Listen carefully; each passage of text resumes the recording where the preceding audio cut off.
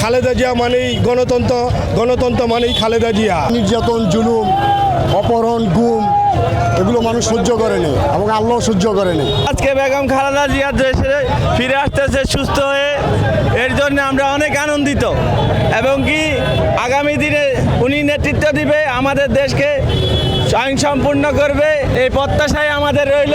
উনি তো আমাদের নেত্রী, দীর্ঘদিন আর অল্প দিন এক না। উনি যে যতদিন ঘরে ছিল, আবদ্ধ ছিল, ততদিন আমাদের নেত্রী ছিল, এখনও আমাদের নেত্রী। অতএব ওনার নেত্রীর দিক দিয়ে কোনো দিক দিয়ে নাই।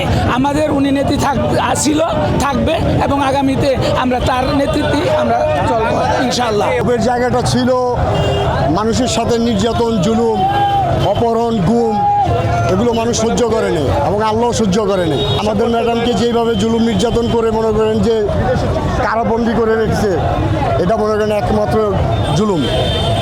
এর জন্য মনে করেন আল্লাহ তাআলা সঠিক বিচার করছে, স্বৈরাচারের বিচার হয়েছে।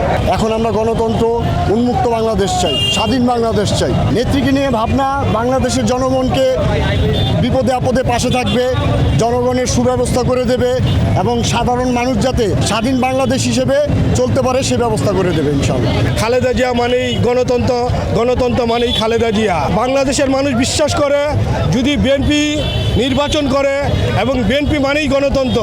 বিএনপি যখনই নির্বাচন করবে না, তখন ওই স্বৈরাশাসক বিভিন্নভাবে ক্ষমতা কুক্ষিত করে তারা স্বৈরাশাসক কায়েম করতে চায়। ভবিষ্যতে যদি নির্বাচন হয়, দেশের জনগণ যদি আমাদেরকে ভোট দিয়ে নির্বাচিত করে, তাহলে আমরা গণতন্ত্র এবং মানুষের উন্নয়নের জন্য সর্বোচ্চ কাজ করার চেষ্টা করব।